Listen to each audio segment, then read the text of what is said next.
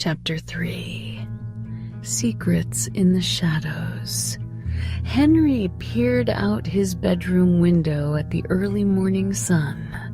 The ochre light slanting across the driveway where Dad's car usually rested.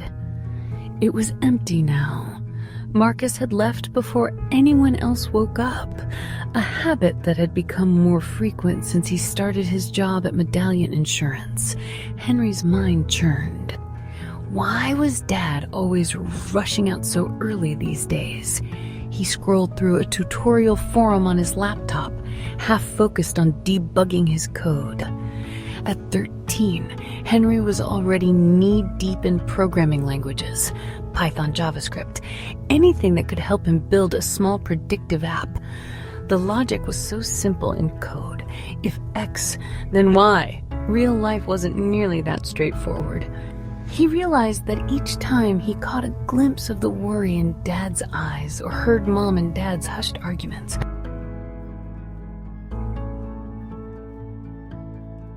Downstairs, the usual morning commotion had kicked into gear. Soft coos from baby Jacob drifted through the walls, and Isabel, his 10-year-old sister, was teasing 8-year-old Caleb about wearing mismatched socks.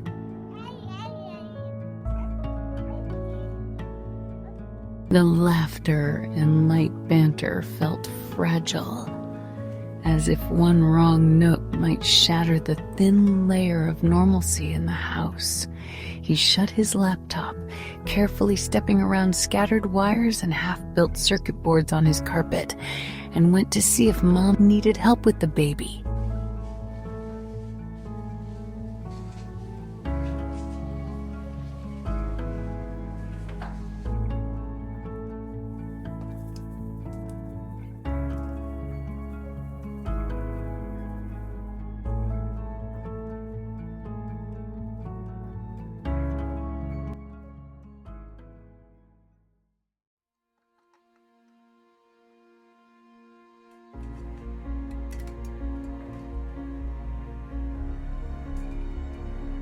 Alice was at the kitchen island, balancing Jacob on her hip while she rifled through a binder of medical study notes. You're going to be a real architect someday. Alice encouraged Isabel, ruffling the girl's hair. Morning, sweetheart. Cereal's on the counter. Your dad left early for an important meeting. He's been leaving early a lot. He's got a lot going on at work. Alice's eyes flickered with a hint of worry before she quickly masked it. Henry's curiosity flared. Dad had always been dedicated, first at the railroad, then in that ill-fated stint trading options. But now, it was more than just hard work. Meanwhile, Marcus parked outside Medallion Insurance, the corporate skyscraper looming overhead.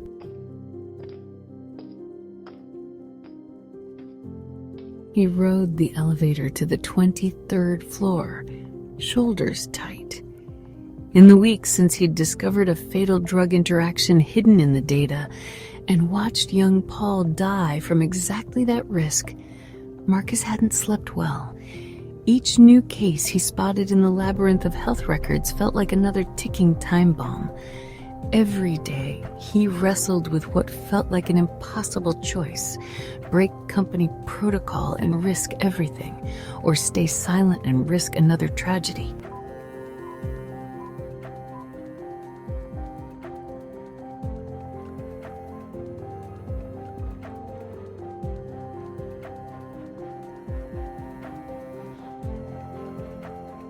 At his cubicle, a silent greeting from the computer awaited him. An email from Stephanie Hammond, compliance officer, flashed on the screen. Marcus, please come by my office at 10 o'clock. I have a few questions regarding recent data access logs. Marcus swallowed hard. That left him exactly 1 hour to prepare for what could be a confrontation. His eyes flicked to the encrypted folder he'd created, storing partial downloads of the sensitive data. He'd already copied much of it onto a discrete USB drive, hidden away in his jacket pocket. He'd already copied much of it onto a discrete USB drive, hidden away in his jacket pocket. He prayed no one had noticed the large transfers. Quickly, he tapped into the database again, scanning for updates on the new high-risk patient he'd identified. The red flags glowed ominously on the screen. Multiple prescriptions, conflicting doctor's notes, an all-too-familiar recipe for a fatal complication. If he did nothing, how long before this patient turned into another Paul? His computer chimed, reminding him time was running out.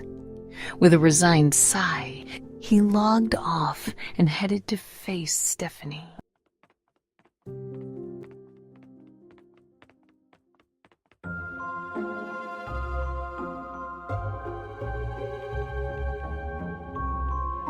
At school, Henry tried to force his brain to focus on algebra equations and grammar quizzes, but it was useless.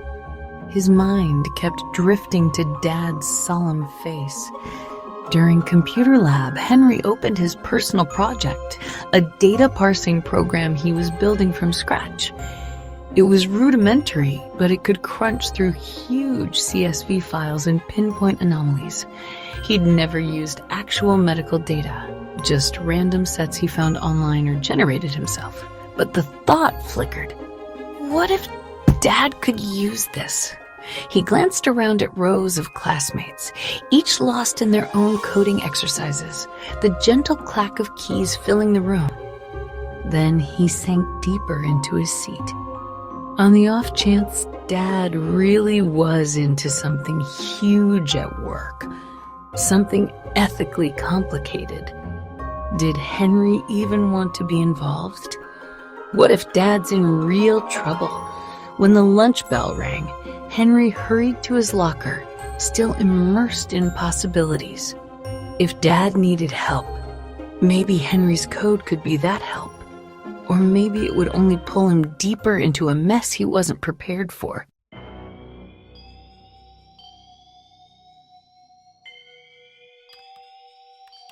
Back at Medallion Insurance, 10 a.m. arrived too soon. Marcus, thanks for coming. We've noticed a series of unusual log entries connected to your account. Can you explain them? I've been running additional queries on medication interactions, just for R&D purposes. We're tasked with analyzing risk factors, right? Yes, but these logs show deeper patient-specific accesses, not just aggregated or anonymized data. That's outside your standard job function. Our system flags any user who exceeds their typical scope. I must have gone down a rabbit hole without realizing. You know how it is with data. You see something interesting and follow it through. Keep it strictly within your assigned responsibilities, Marcus. No more rabbit holes. This is your official warning. Understood. When he left the office, his shirt felt damp with sweat. An official warning. The next infraction would almost certainly cost him his job, and maybe lead to legal consequences.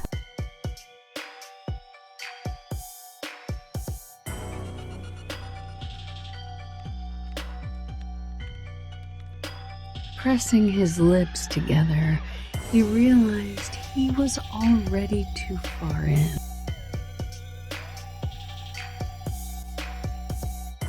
With the data on his USB drive, a single slip-up could ruin everything.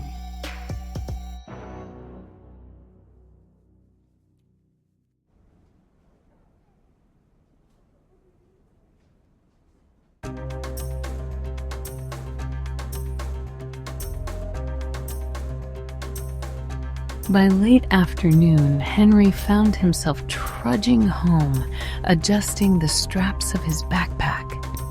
He had a fleeting wish that Dad would be there, smiling, asking about his day. Instead, the house was quiet except for Isabel's lively chatter about her newest treehouse design and Caleb rummaging for snacks. Alice was in the living room rocking Jacob and reviewing medical notes. She looked up as Henry dropped his bag by the door. Hey honey, how was school? It was okay. Is Dad back? Not yet, another busy day. I'm worried. Worried about what? Dad, he's not acting like himself. Your dad's dealing with a lot of pressure. Give him some time. Henry wasn't satisfied, but he nodded. He sensed that even if she knew more, she was either unwilling or too afraid to reveal it. Night settled over the neighborhood like a quiet visitor.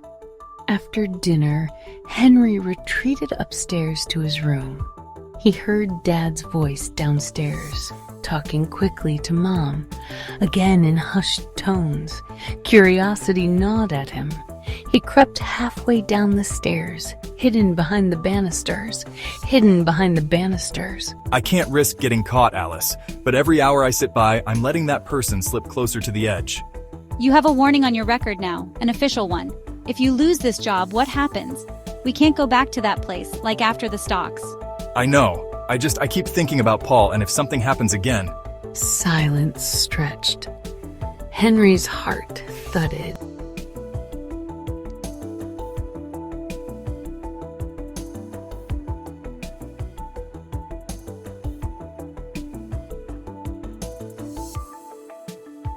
He had heard about Paul in bits and pieces. Someone who died because of a medication mix-up.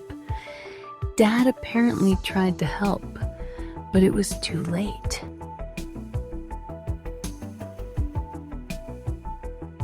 A chill ran through him. So that's what's on Dad's mind. Someone else is in danger. Later that evening, after the younger kids were in bed, Henry found his father alone in the small den they used for a study. Marcus's shoulders sagged as he clicked through lines of code and spreadsheets on the screen. Henry noticed a USB drive plugged into the laptop, the same one he had seen earlier. Dad? He ventured quietly, stepping inside. Marcus jolted in his seat, instinctively clicking out of a window on his screen. The father and son duo locked eyes.